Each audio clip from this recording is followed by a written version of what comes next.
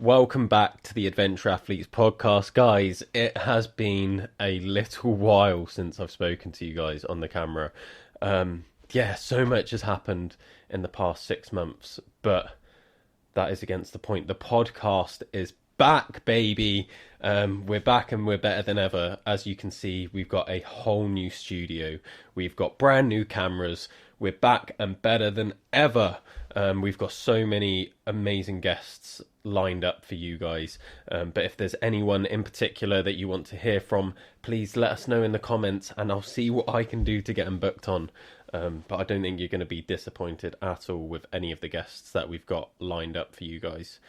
Today we've got Carl on. Now Carl is a phenomenal runner. He's gone from having a brain injury to getting into ultra running to having a stroke, and that's only made him want to run even more. So it's been an absolute pleasure getting to know Carl, having him on the podcast, and yeah, he was number one guest for being the first one back.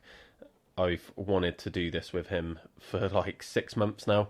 We've been talking about it back and forth, but I just haven't had the capacity or the space to run the podcast the way I wanted to. But we're back now, and I can't wait to share this story with you. So without any further hesitation, let's get into the podcast. Welcome back to the Adventure Athletes podcast. What was your call to adventure, Carl? Illness.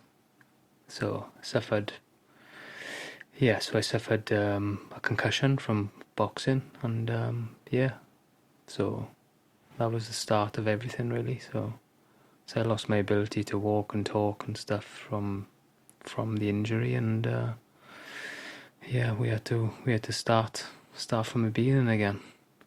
So I started running. Done my first half marathon in October 2019, and then done my first ultra in 2020, February 2020. So just before lockdown.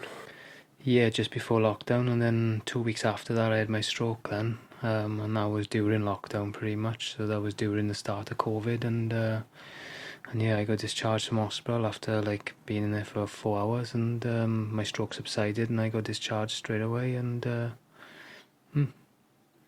So how did you make the jump from half to ultra in like such a short time?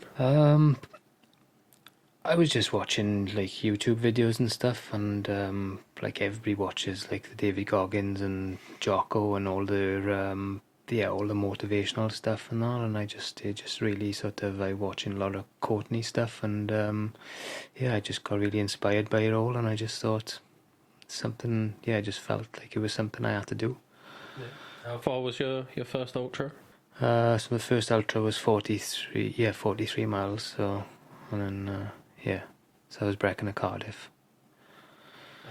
So I've only just broken the 40-mile barrier, right, doing the 8x8. So I've been doing ultras. My first was 2019. So I've been doing it for almost 6 years, and I've only just caught up with the distance of your first ultra.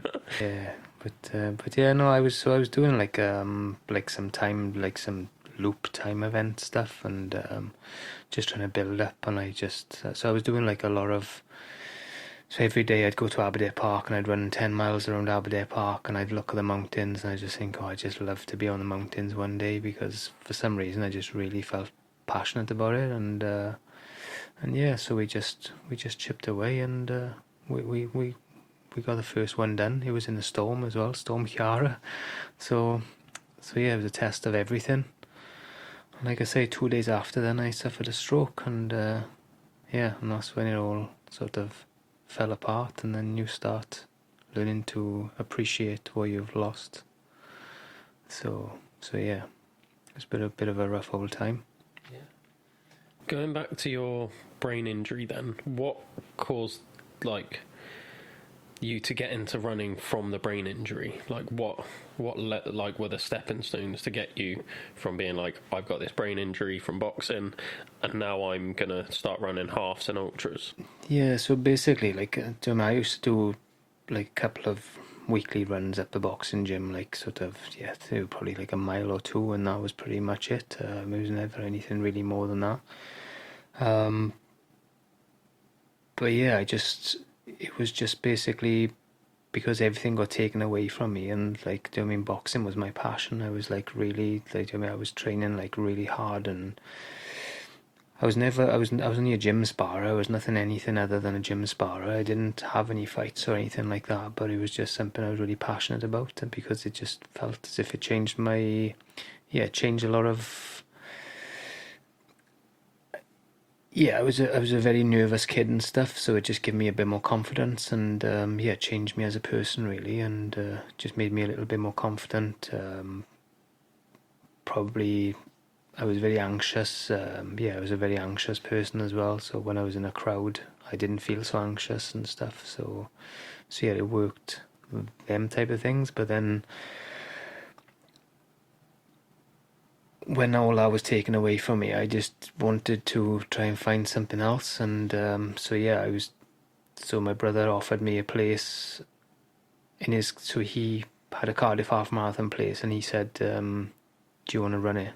And I was just like, "Well, it's next week." And he was just like, "Well, you've got a week to train for it." So I went out and I ran a half marathon that first day, and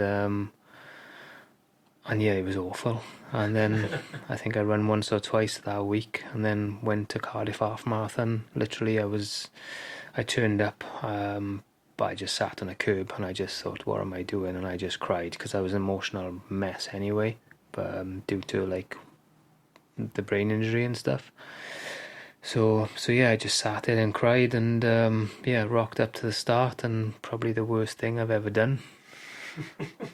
But I wanted to master it.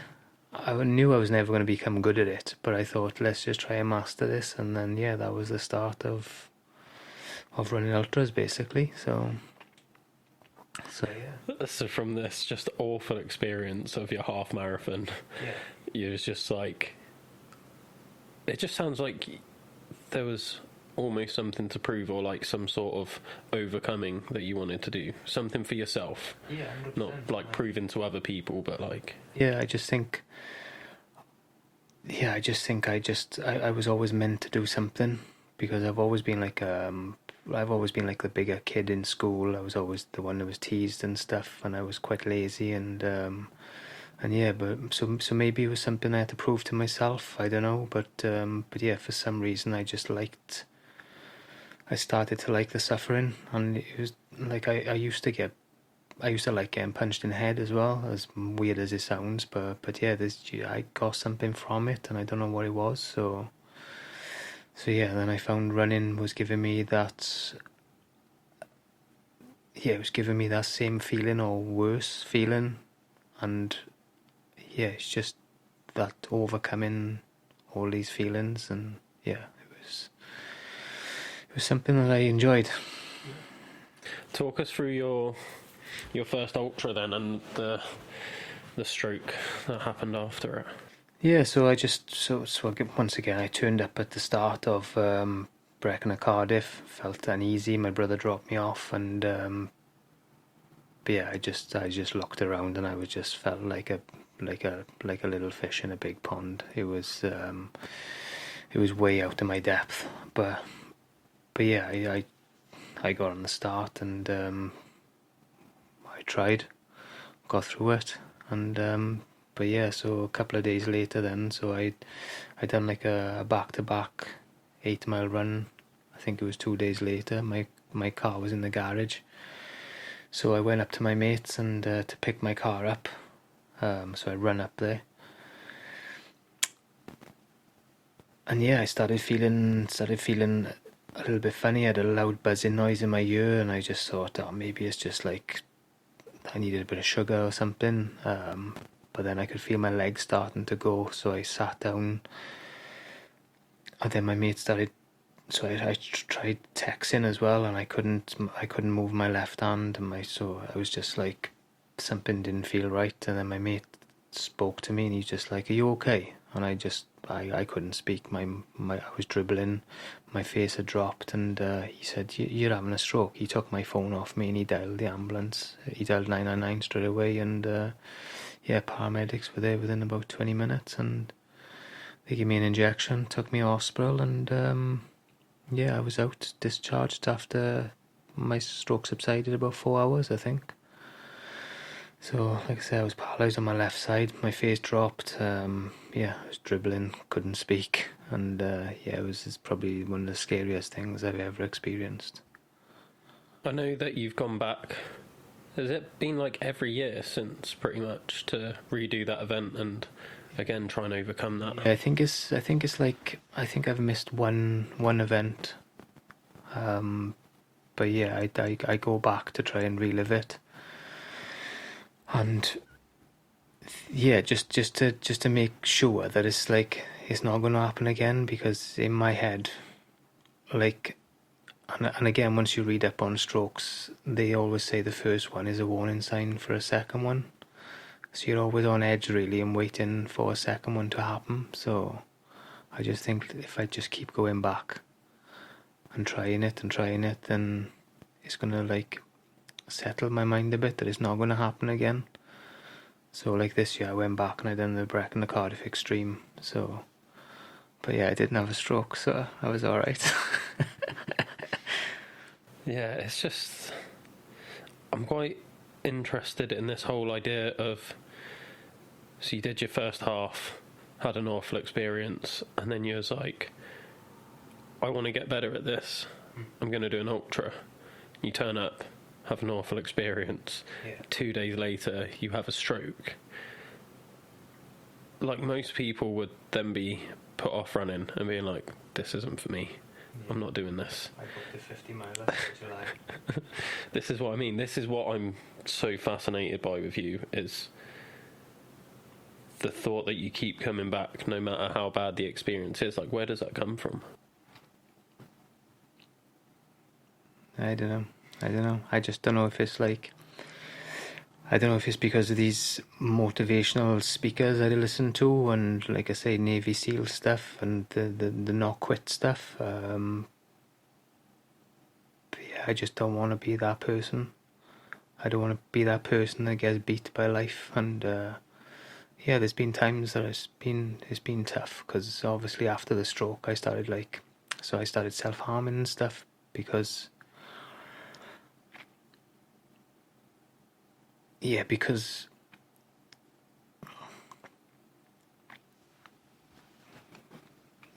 fear it's going to happen again. So I just thought, at least if I keep busy and keep moving, keep my blood flowing, then it's not going to happen. So yeah, it's a bit of it was a rough whole time. You've gone through a lot of adversity in your life. Obviously, I know you by now.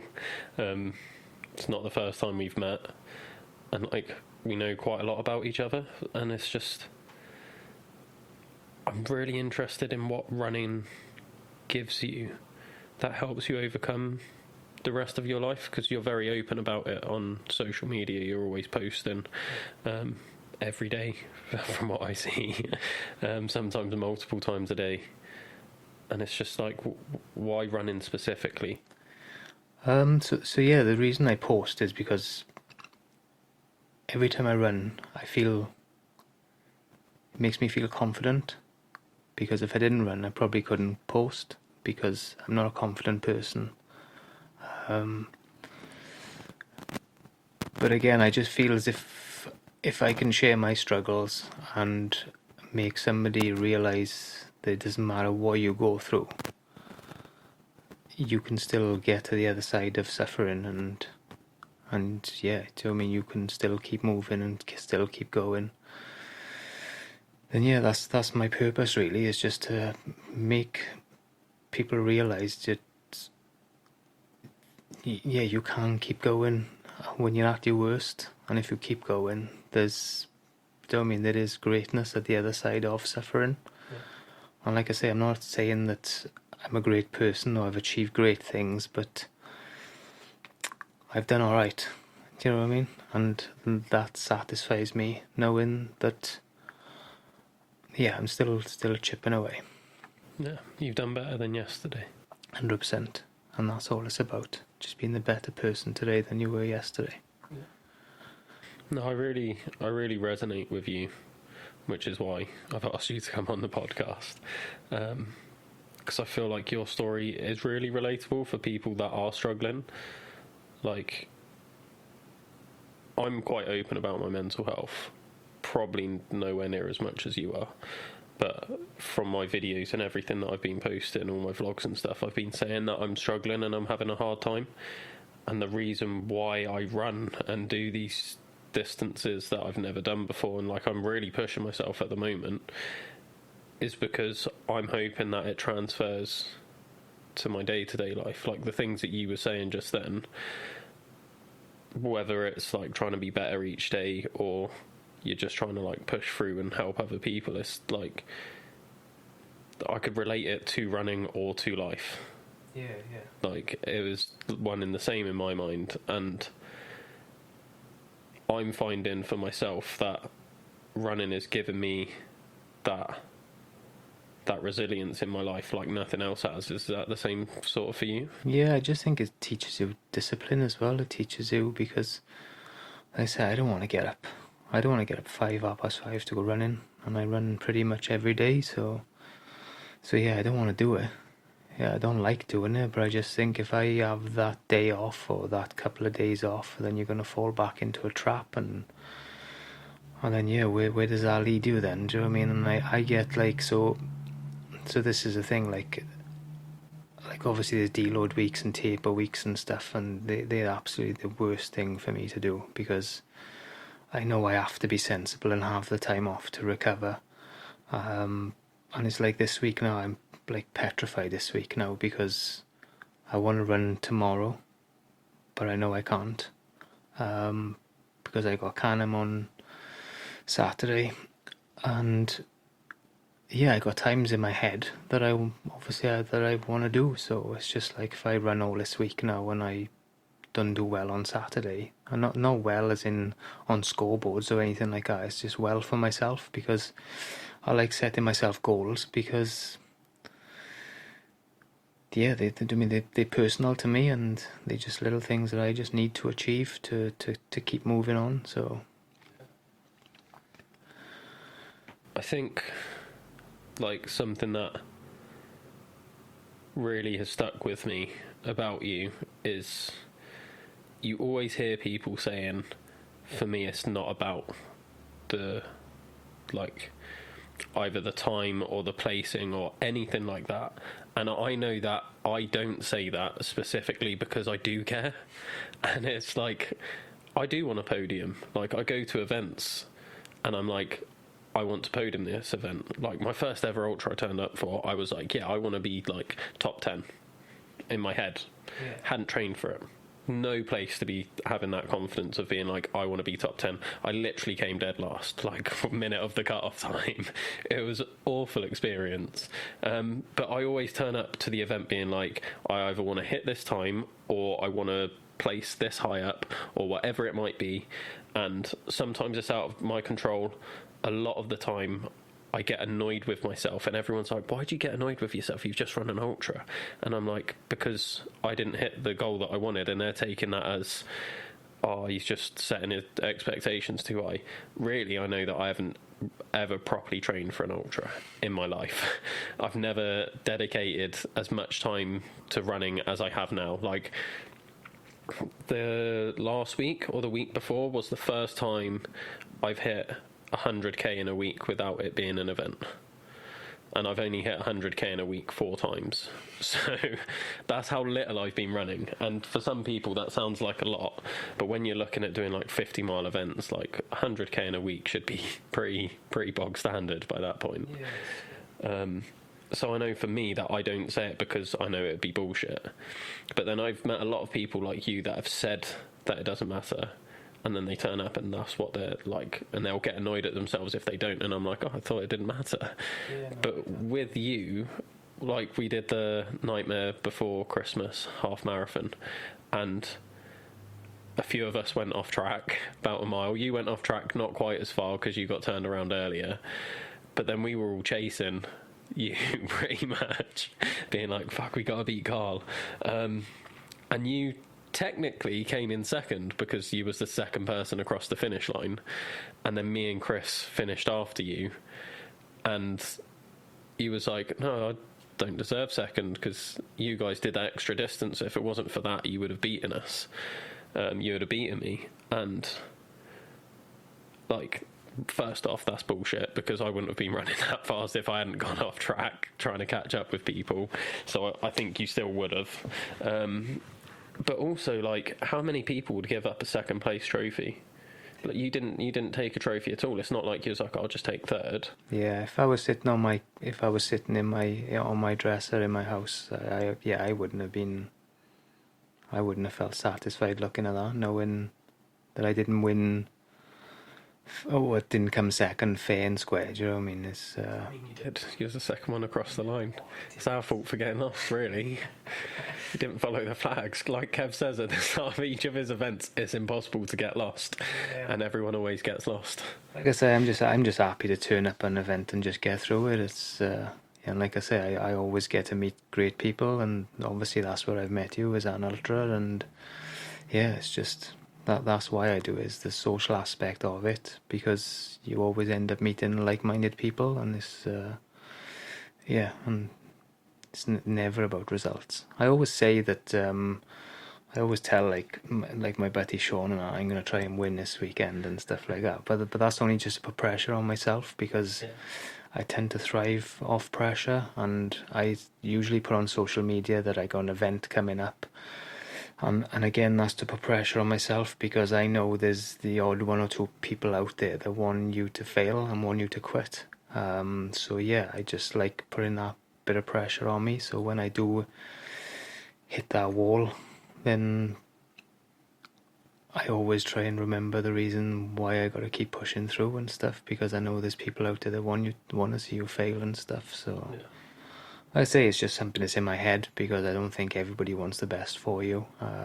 So yeah, I just like applying pressure. It's just like I said, for me, if I didn't, like, I tell people, like, I'm going to podium. It's bullshit most of the time. I know that I'm not in a place to podium, but I'll always say it. But then if I don't hit it, I'll get annoyed. Whereas you don't. And like, that's such a good trait to have, is having that. Really class myself as a runner neither, so like loads of people say, oh, you're a runner, and anyone is just like, no. You're a runner. I'm not a runner, but I just don't like. What would you classify as a runner then? What's the difference between you and a runner? It's like, do you know what I mean? Like, I got a mate who was like, so yeah, I got a mate and he's an absolutely incredible runner. Do you know what I mean? He's got like incredible marathon times, incredible half marathon times, and yeah, do you know what I mean? He was like sponsored as a, do you know what I mean, from a youngster growing up. I mean, to me, he's always been a runner. Yeah. I think he ran for Great Britain at one time and stuff, and yeah, so, and he was always at the top of his game. Yeah, that's what I've always classed as a runner. I'm just like somebody who just likes to suffer. Would you class me as a runner? Yeah.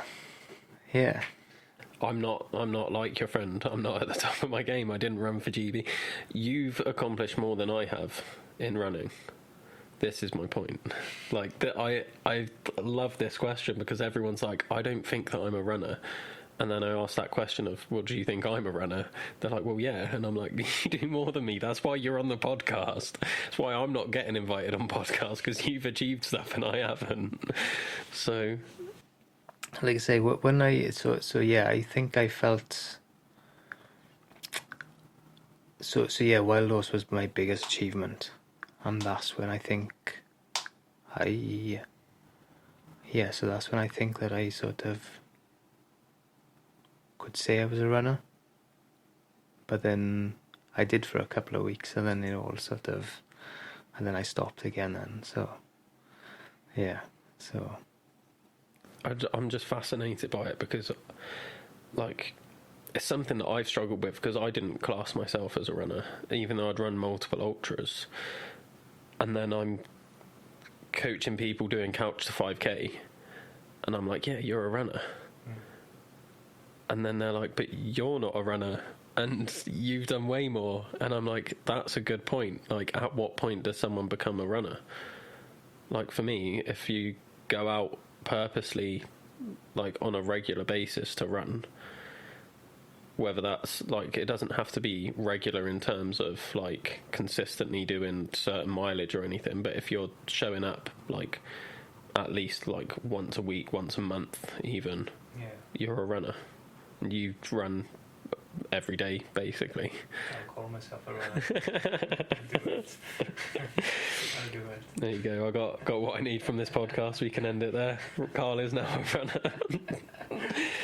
runner. Let's go over some of your running achievements then. Now that you're a runner, because you've done a lot of events. Like, it's been 5 years since your first ultra. Yeah, that's true. So let's go through some of your biggest, what you would class as your biggest achievements. Wild Horse 200 was my biggest achievement because it just felt like, it just felt way out of my depth. I did Dragon 100 as well, which was my step up from 50 milers. So I've done a fair few 50 milers. And I was always seen to do okay in 50 milers. I think I come top 10 and top 20 in my 50 mile races. Not that matters, but yeah, it was like something that I was proud of. And I'm not a proud person, but yeah, they sat well with me. Wild Horse, that sat really good to me, which is why I haven't gone back to do it this year, because I just felt satisfied with. So I think I come 15th, and I completed it in 80 hours. So yeah, I was quite satisfied with that as well. So I'm not saying I wouldn't do it again, because I have great chi feet and really do want to do it next year. So, but yeah, I got like 600 mile races booked this year. Well, 5 booked, and 1 is a solo one for myself. So I just want to try and build up a resume just to be able to try and qualify for, like, out in Western States or Leadville or something, just to try and get out and achieve something out in America, and, like, not even achieve anything big, but something for myself. Yeah. Because I've always watched those, like the Leadville 100, and I've watched them on YouTube and stuff, and it just looks incredible. So I just think if I build up a big enough resume, then I'll be in a good place to be able to try for it. So you've done a ton of events, and, like, I would say in the area, like South Wales, you're becoming like a bit of a local legend. Like, there's people that you see at events doing well and get recognised. Like, you probably don't feel like that at all, just because I know what you're like. But, like, I put you up there with, like, Lee, local legend. Everyone knows Lee. Mike Jenkins, although he's not, like, necessarily placing in events and stuff, he's always doing them, and he is bloody quick. Like, I was running with him today. Like, there's just certain people that you know because they're always there. They're always doing events. They're always, like, present on social media and stuff. And it's like, even I'm getting recognised at ultras, and they're like, "Oh, you're the Adventure Athletes guy. You do the podcasts," and I'm like, "Yeah, but, like, I'm, like you were saying, like, I was like, I'm not a runner. Like, how am I known in the running community?" So it's like, yeah, but when I seen you cross that finish line of Ridham with your arm in a sling, I was just like, I got to get to know that guy, because he is a savage, like. And yeah, it was right up my street, that was, to be fair. And that's when I spoke to you straight away, didn't I? And that's when we first met. So yeah, it's bliss. Oh, that was a funny old event. I always find, like, when I'm doing events, my pace never matches anyone else's. Like, I turn up at these events and everyone always goes on about ultras, like, yeah, you'll spend like 8 hours running with someone and you'll know each other's, like, lives inside out when by the end of it. I've barely run with anyone during ultras. Like, I think I've got this weird pace where I'm not quite fast enough to be in the front pack with that group, but I'm also like not matching anyone else's pace. So then I just like run on my own for miles and I don't see anyone until the finish. The key is to burn out on the first 10 miles, which is what I do. I usually blow up on the first 10 miles and then, yeah, just chill out for the rest because I got nothing left. You say that, but you do well at these events. I'm stupid. I start off like really stupid. Like I always go off way too quick. I think like yesterday, I went off yesterday. I think my first mile was like 6:45, and I was there for I knew I was going to be there for 7 hours, but I still run my first mile in 6:45. So it was just like, just stupid. But I think back to the nightmare before Christmas where I was like, oh, I'm going to run with Cole for a bit. You were off, and I was like, I'm going to keep up this pace. And we were like first two for a while. And then I was like, I'm dropping off. Like, fuck this. Within 2 miles, I was like, nah, you can have this. yeah, but it's like when I done the other one. So what one did I do with Lee Davis? The other. I don't know what it's called. It's part of the like the Hateful Eight sort of series. It was Mad Running Junkies event, but yeah, I remember chasing Lee and Tom, I think it was, and I remember looking at my watch and I think I was like 5:20 or 5:30, and I just couldn't get near them. They were just ridiculous. So I thought, I'm not going to keep this pace up. Didn't they both run there as well? Yeah. So Lee ran over and Tom actually went out and he done some. He did a tempo session before. So yeah, but yeah, no, I felt good sort of chasing them boys down, but yeah, I couldn't get near them. But yeah, it was good. It was good fun. Yeah. But this is what I mean. Like you're up there with them. You came third. Come fourth. Fourth. Yeah. Who came third? I'm not sure where the guy came. I think he was the one who won it last year. Okay. So yeah, so he came third. Yeah. But yeah. You came technically second at Nightmare Before Christmas one. You came like fourth on the Hateful Eight. Yeah. Which was the week before that event that you're just talking about there. Yeah. Like you're up there, mate. You're not slacking behind anywhere. Just keep trying, but again, like shorter races, I'm like literally I tend to like do okay at longer stuff. But I just seem to think like, yeah, I just find that the longer you're out, the more pain you're in. I just like that part of it, and yeah, the sleep deprivation, the hurt, and yeah, the having to feed yourself and hydrate yourself, and to keep thinking and just keep figuring stuff out. That's the bits that I like. Yeah. I don't like it short, fast stuff. It absolutely drives me nuts. But that's why I said I'll never do a park run again, because I can't do them. It's just ridiculous. But yeah, I'm quite excited about Canham on the weekend. I've heard mixed reviews about the Canham. Yeah, I just feel as if I'm going to be stupid.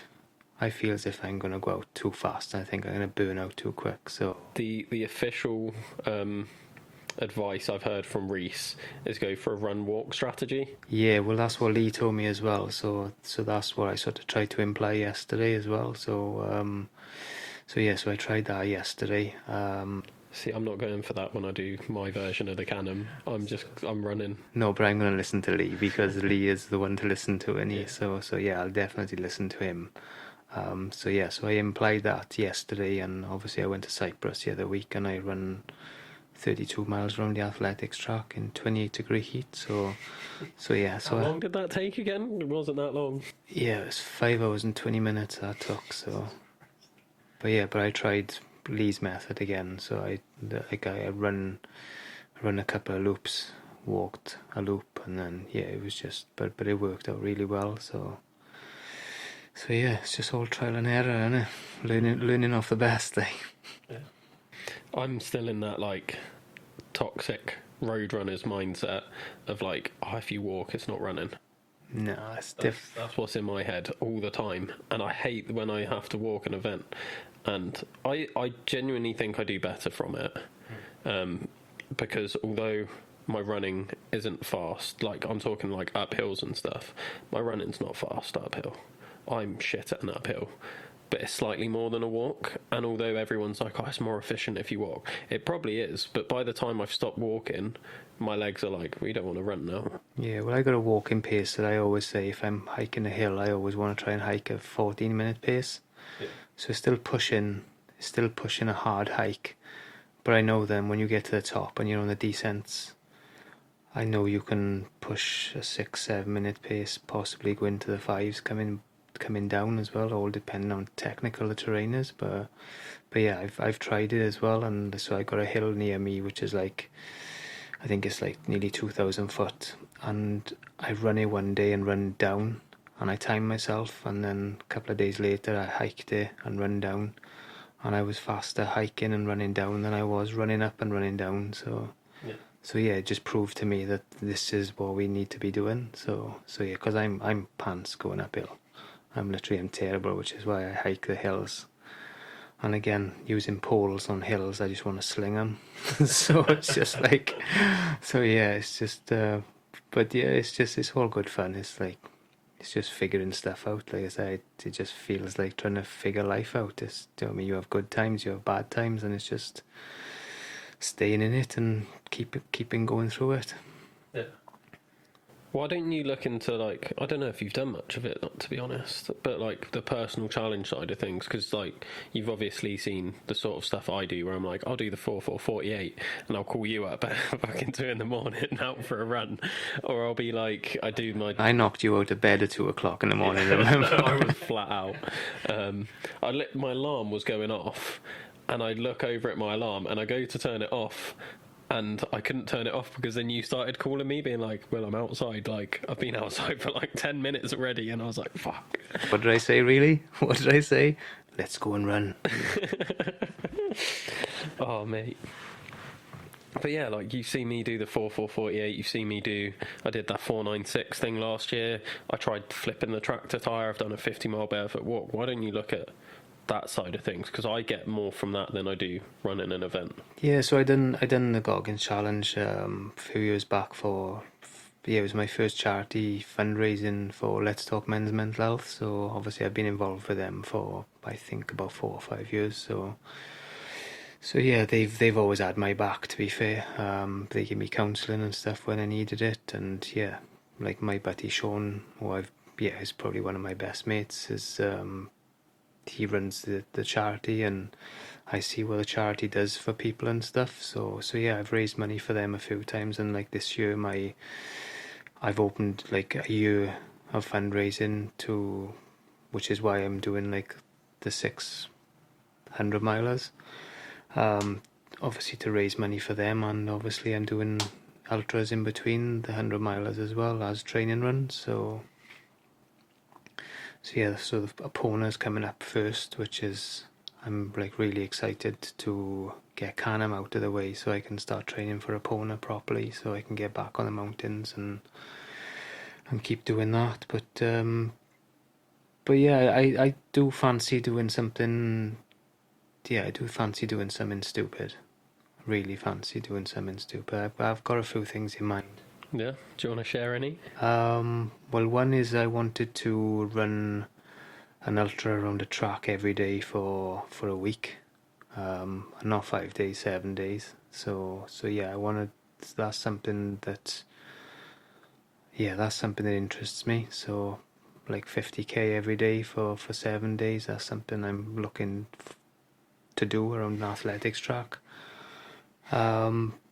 Obviously I've got my 100-mile solo run, which I've got to do this year, which I am going to do. I've got a route in my head which I think will be 100 miles, but and yeah, obviously I've been looking into FKT stuff, coastal path stuff, but again, it's a lot of organising, getting sponsors, getting camper vans, and just getting people on board for that. But it's something I would like to look into.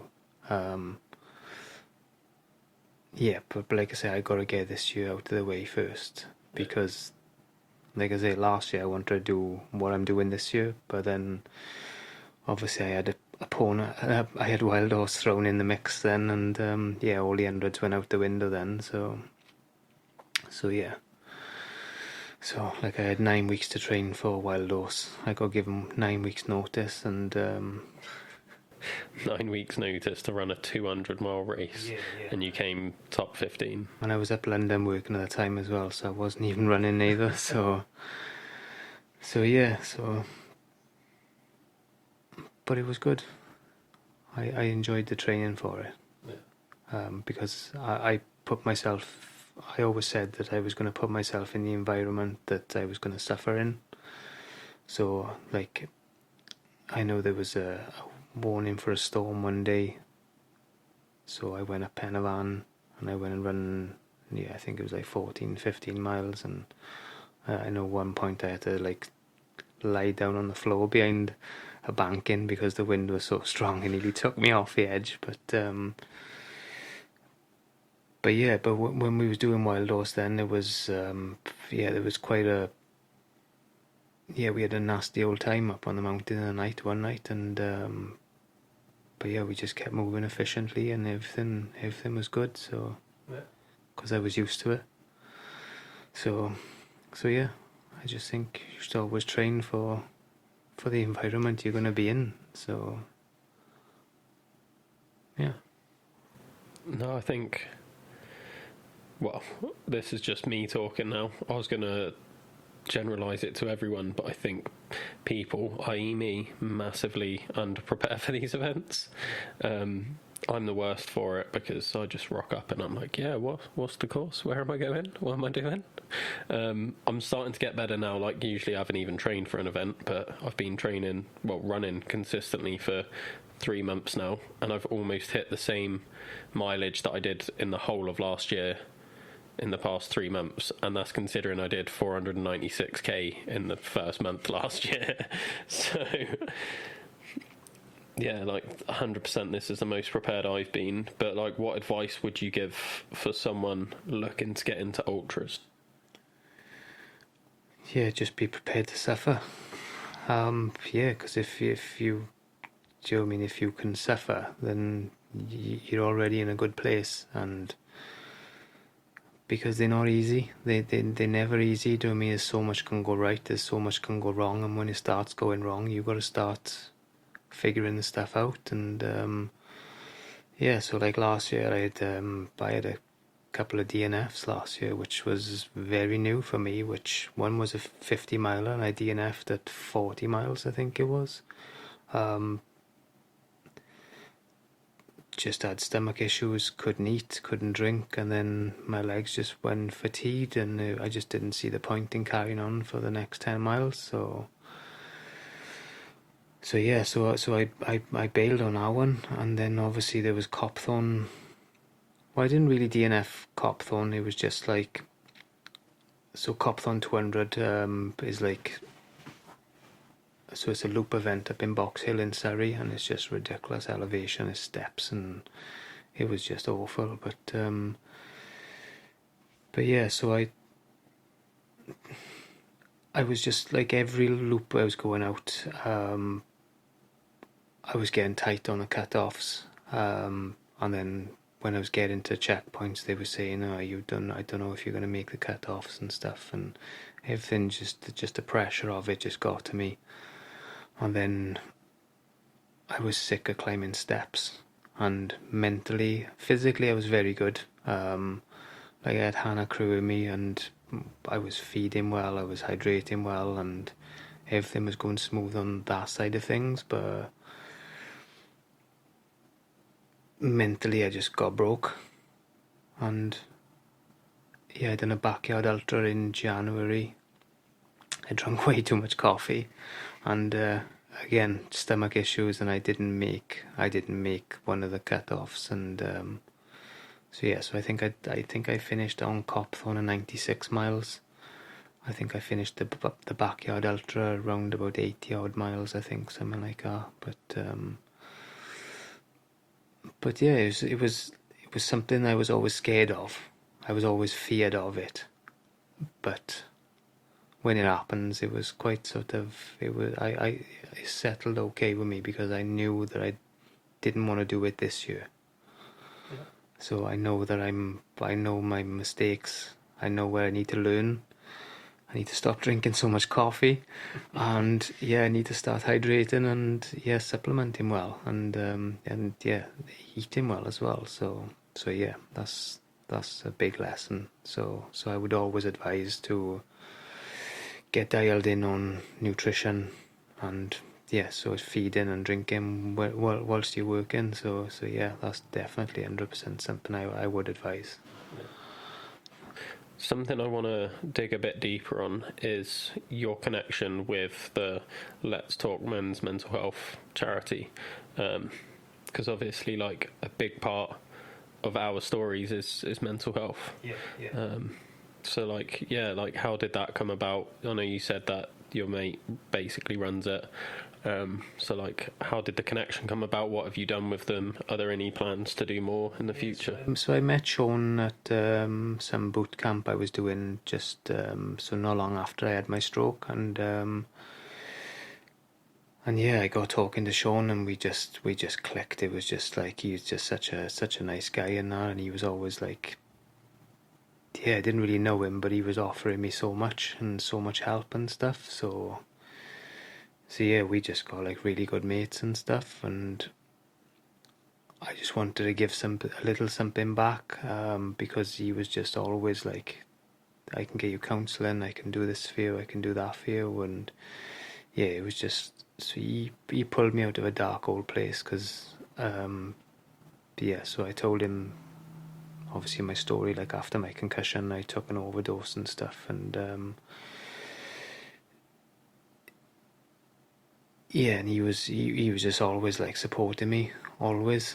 Still does now, like my biggest fan, unbelievable. Like, he messaged me all the time, do you know what I mean, smash your runs and all this stuff, and I've just been made ambassador of Let's Talk Men's Mental Health as well. So, and I went along to one of their group meetings on the weekend, and I spoke to a couple of boys there and stuff, and it's just something that's really sort of I feel the need to keep pushing, because there's so many men suffering, and like I've had, like one of my best mates took his own life a couple of years back, and I've seen his family go through a rough old time, and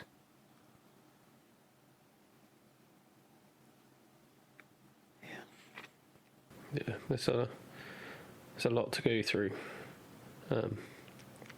Mental health is obviously becoming more and more accepted, like especially on social media and everything. There's way more charities and like just resources and help that you can get now. So if you did want to direct people to them, where can people go to get the help? So they're on Instagram, they're on Facebook. Let's Talk Men's Mental Health. I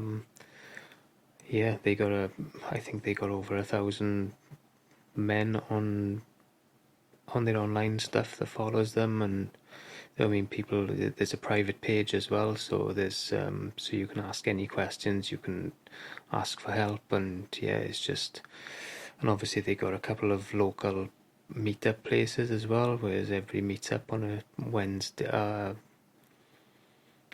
think it's a Tuesday and a Thursday. There's coffee, biscuits, and stuff, and it's really good, really good old thing. Well, it's an amazing thing for you to support that, especially with your background with mental health and everything as well. Do you have any plans with them for future? Like, are you doing any events with them, or? So this year they are sponsoring me for 2 events this year, so they're covering the cost of the event for me to run. So I think they are Black Beacons 100 and Serona, I think. So they're the 2 that they're going to cover the costs for. But again, like I say, this year I'm running all my events this year to raise money for those boys and stuff. So like I say, I've always used my running as a platform to raise awareness for them, because it's like, I know people always see me taking photos of mountains and stuff when I'm on the mountains, like selfies and stuff, and put little quotes underneath and that. But that's when I'm at my most confident. So that's why I always take advantage of being on the mountains and stuff, because yeah, that's just where I just feel comfortable. You're also recently sponsored by Hammer Nutrition, aren't you? Yeah. So I've just become one of the sponsored athletes, which it's not, like I say, it's not something that sits right with me because because I did apply for it, but they got a sponsored athlete program, so it wasn't something that they seen special in me, but I applied for it, and then they accepted my application, which was. But I've used Hammer Nutrition so I used Hammer Nutrition all through Wild Horse training and through the event. Like I used Hammer Nutrition on the athletics track in Cyprus the other week. I used it yesterday. I've used Hammer Nutrition for a long time, so to have them on board is obviously is a nice thing. But yeah, I didn't get given it because I'm anything special. I applied for it, so. Well, they don't just accept every application because they must get thousands. So, like there's something there with what you're doing. Just the whole thing of you being like, I'm not a runner. But no, so yeah, I reached out to Sean the other day as well from Hammer, and because he knew that I was doing. So yeah, in a couple of weeks I'm starting a talk to run group for men suffering with mental health problems, just to meet up and talk and run and just try and get into running and stuff. So Hammer offered to send out some products for some boys to try and see if to see what they think of the stuff. So Hammer on board with that, and so we'll just keep trying. Yeah, and you're starting off your running coaching journey as well. Yeah, so I've had enough of like my job. I think I've been doing my tiling and bathroom installations for probably the last 20 years, and like I say, I've been suffering bad sort of the last couple of months with my own mental health and stuff, and like bad thoughts creeping back in. So I started seeing a counsellor, and again I took myself to Cyprus, which is something way out of my comfort zone because I think I've only ever been abroad like once, which was probably 10 years ago. So it was something way out of my comfort zone. But my mate lives out there, and he offered me to stay with him for a week. So I asked him if I could run an ultra out there first, and he was just like, "Yeah, come out and I'll drop you there." And so we had some plans. So I got cheap flights. Got out there, and again it was all part of like a healing process that I felt if I had to go to, and I had to try and figure some stuff out, which I did. And one of the realizations is chasing money and chasing work and doing a job that I don't love anymore is one of the biggest pressures for me, because I'm not really I'm not materialistic, I'm not money driven. I'm living in a flat that I can't afford, so I've handed my notice in my flat, and I'm just gonna live in a van because I don't want to be doing this, chasing this. I just don't want to live in this rat race. You're just chasing your tail all the time and just going to work, doing something you don't love just to fund somewhere that you're not happy living. So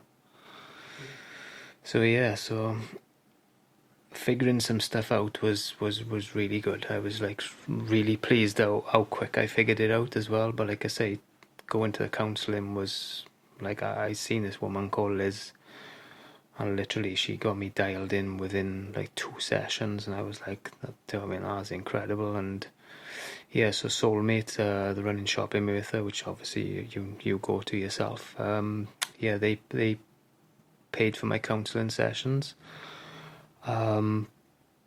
And yeah, they've also said to me as well, if I know anybody struggling with mental health and they need a counsellor, then they'll fund other people's counselling sessions because they got a kick. that they've had money raised for those reasons. Like so yeah. I love Soulmate. They're doing such good things. Wearing their socks right now, covered in mud from my run earlier. Yeah, I'm gonna see if I can do more with Soulmate. So keep your eyes peeled, guys. Yeah. But yeah, no, like I just love your story and what you're promoting, and just everything you do for everyone else. I think you need to take a bit more time to appreciate yourself in all of this. Yeah, I think, and I think that's where, like, obviously this sort of process over the last couple of weeks has come from, and again, this is one reason why I want to go into coaching and stuff, because, like I say, running has saved my life and does good things for my life. So I just think if I can help somebody on that type of journey and give them something that they can, do you know what I mean, that can save their lives or help them in a different way, then I just think to be part of that process is probably more rewarding than tiling somebody's bathroom. So yeah, I just think that's where I need to be doing. Yeah. So yeah, so I'm gonna, like, I've got a little bit of a different approach to how other coaches work. So, but yeah, we'll talk about that in the next couple of weeks. But yeah, I got some plans. So yeah. Cool. Well, it's been a pleasure having you on, mate. Where can people go to find you online and follow your journey? Yes, Elevate Trail and Ultra Running, I think, on Instagram, and yeah, just Carl Jones on Facebook. So yeah, just I share everything on there. Talk about my mental health and stuff, and yeah, I'm always there to answer to anybody who's struggling. And yeah, if anybody wants to reach out, just get in touch anytime. Amazing. Thanks again for your time, mate. And yeah, I'm sure we'll be going for a run soon. Right, before you go anywhere, guys, I just wanted to share some big news with you. Now, the reason why I've been so excited to have Carl on the podcast is because Adventure Athletes is expanding, and Carl is going to be joining us. So Carl is a running coach, as you probably heard about in the podcast. He's going to be working for Adventure Athletes, doing online and in-person running coaching. Now, Carl is, as we've discovered, a phenomenal runner. He really knows what he's on about, and he really cares about what he's doing. His focus is getting people into running, getting people running beyond the limits that they've set themselves. And he's really supportive when it comes to mental health, as you can imagine from listening to the podcast. And for all of those reasons, you can see why he's a perfect fit for Adventure Athletes. So if you're looking at getting into running, we've got some online coaching spaces available with Carl. We've got some in-person coaching spaces available with Carl. And not only will you be working with Carl, but you'll also get high-level S&C coaching from me personally as well. So Adventure Athletes isn't just a collection of coaches, or that's not what it's going to be. It's going to be, you have access to a team. Okay, so it's not just, right, you're Carl's athlete, you're Will's athlete, this is what you're looking for, this is what you're looking for. If you want them separately, then you'll have to go to them separately. No, we don't do anything like that here. It's going to be, you've signed a package with Adventure Athletes, you get the full wealth of knowledge of all of the Adventure Athletes, no matter what package you're on, no matter what you're doing. If there's a different professional that we're working with that you want the knowledge from, you get it. Okay, it's all included in your pricing. So to find out more about our pricing and our structure and everything like that, go to adventureathletes.co.uk, where you can not just find out about our stuff, but you can book in, you can set up consultation, you can pretty much do everything on our website. So head over there now and let's get you involved with Adventure Athletes. Peace out, guys. Boom with that, baby!